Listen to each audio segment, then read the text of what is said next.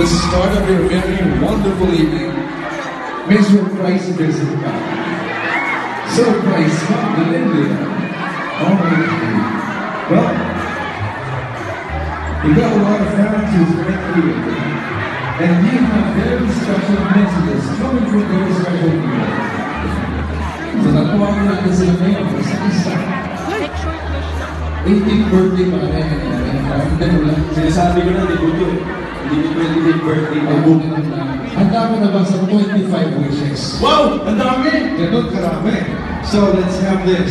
Short, sweet, and simple. Maiksi pero takos sa puso ng mga mensahe. Here we go. Ready na? Sana po yung mga mag-message after maybe go 1,000. After maybe go 1,000. Yun naman. Parang 25,000 din. Hindi, di ba? Tawag lang yung 25 rupees. Well, anyway, we've got a lot of you guys here, and ladies, who's not going to give you messages to our one and only one concern baby. Kaya po yan, Tris. So let's now start with Miss Annette Gozo. Let's give her a round of applause.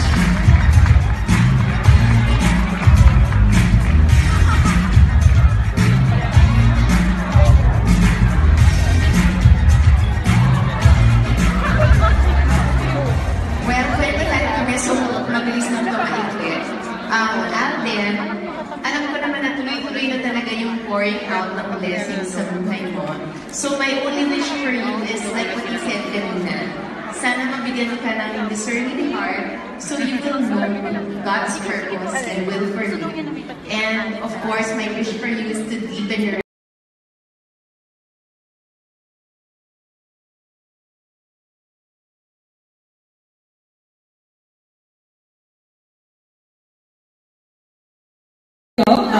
Ano to? Ngayon, happy birthday, Alden, sa'yo.